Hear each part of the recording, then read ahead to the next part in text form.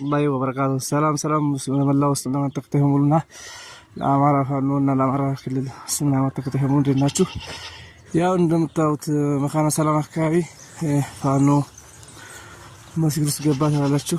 ያው እንግዲህ ይሄ እንደምታውቁት ያው መስጊዱ ማለት ነው አገዛዙ ካምፕ አድርጎት ማለት ይሄ መስጊድ የሚገኘው ቁጥር 14 ሀብሮ ደብረ ጌሳ ወረዳች ናስ የሚባለው ይሄ መስጊድ ሙሉ በጥይት ስርዓቱ ካምፕ ተሰራበት ማለት ነው።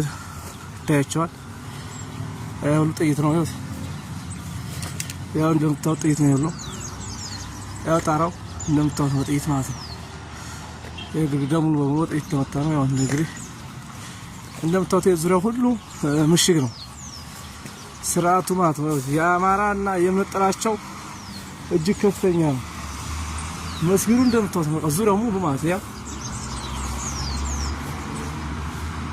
ስርዓቱ ነው። ያው እንደምታውቁት ሙሉ ይሄ ካምፕ ነው። ያው እዚህ ጋር ያው እንደምታውቁት ስፖርት መስራቸው ነው። ስፖርት የሚሰሩት መስጊድ ውስጥ ነው። ለምን ሰው መስጊድ ያው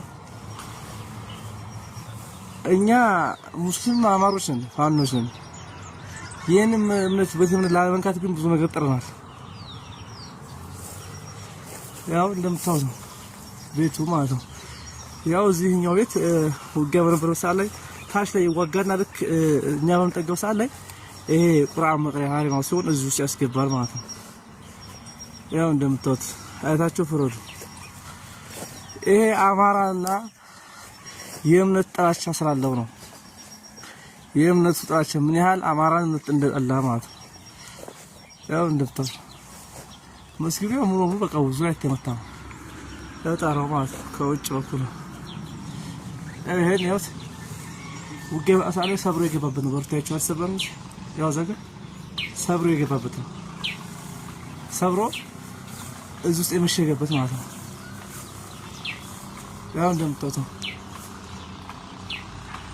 መካነ ሰላም ያማኛል አውት ይሄ ሁላ ራሱ መስጊድ ውስጥ ምሽግ ያደረገ ነው። ምሽግ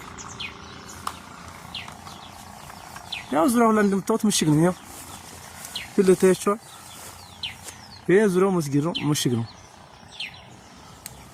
እና ስርዓቱ የዚህ ያህል አማራና እስላማትን ጥላቻ ምን እንደሆነ እንድታውቁት ነው። ከአማራ ፋኖ ብሔራዊ ኃይል እናመሰግናለን።